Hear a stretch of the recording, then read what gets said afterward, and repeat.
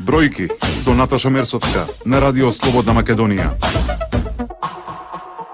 Со влегување, со објавување во службен весник, автоматски таа станува извршна и Министерството за финансии од денот во објавување во весникот ќе ги испаќа средствата. Така да мислам дека конечно дојде и тој ден да земјоделците ги добијат парите кои што со закони им се определени.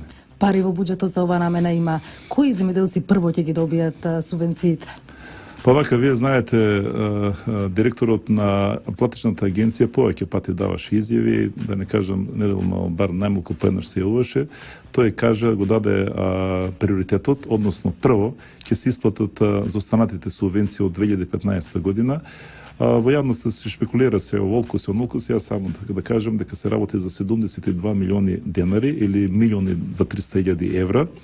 Тоа се заостанати субвенции за субвенции за земјоделците што и треба да ги добијат додатни субвенции за органско производство, не знам, за овчари, за ова, за оно што е 30% што добиваат плюси, требаше некои рачуни да се направат дополнителни. И тие 72 милиони и секако одредени земјоделски стопанства кои што немале уредни документи, па се враќале, барале така натаму, но се работи, значи, како што реков, за 72 милиона и секако дека за 2016 година имаме доста неисплатени средства.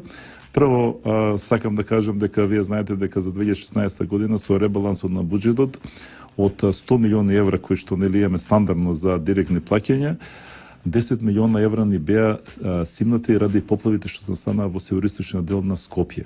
И од тие причини, значи минатата година ние требаше редовно испаќавме, јас како сум министер во 2014 година испативме 104 милиона, 2015 103 милиона и 2016 година испативме 90 милиона, кои што реков овие 10 милиона што ни ги симна.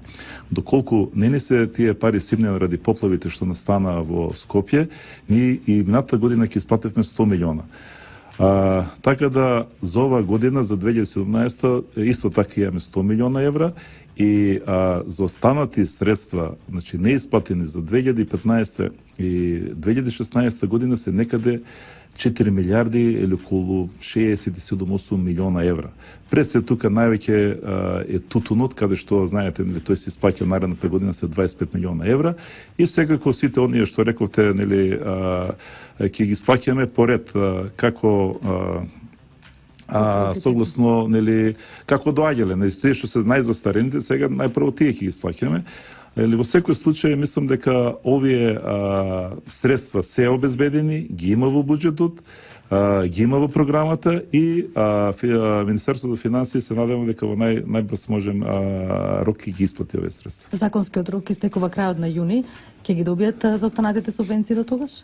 Па така, јас со директорот на платечната агенција ние веќе направивме еден план, така до 31 мај тој треба да ги изготви сите решенија. Сите решенија за оно што треба да се исплати до 30 јуни.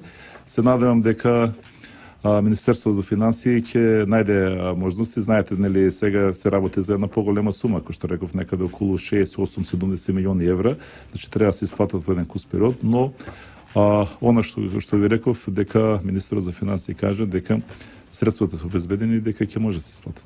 Студеното време им нанесе сериозни штети на Волшието и Зеленчуков годинава. Дали заврши пријавувањето на штетите? Така, согласно нашата објава, требаше до 10 мај траеше пријавувањето на штети.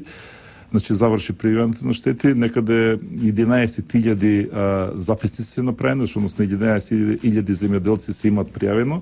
Највеќе се имат пријавено, значи, во Кавадаречко-Неготинскиот крај, значи имаме доста мрзнење на лозовите насади. Кавадарци 3.000, Неготино 2.700, и така Ресен 2.100.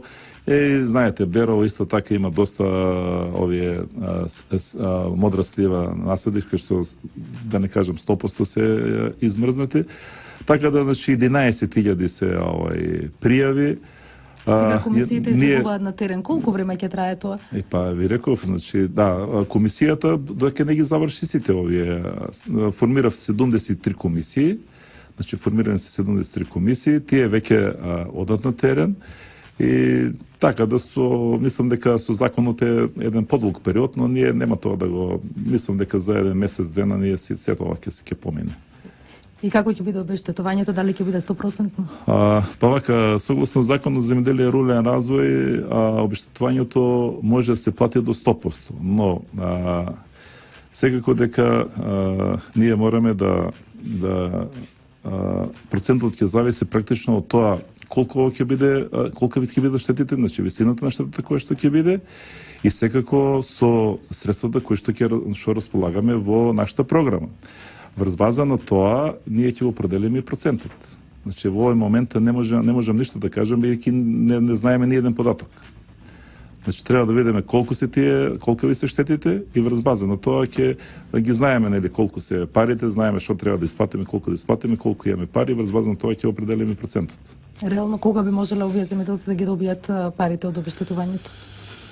Па, видите, согласно законот за земјоделие и рурален развој, постапката е јасна. Значи, комисиите сега што ќе одат на терен, ќе направат проценка на штетите. Потоа овие проценки одат во Бирото за судски вештачења, каде што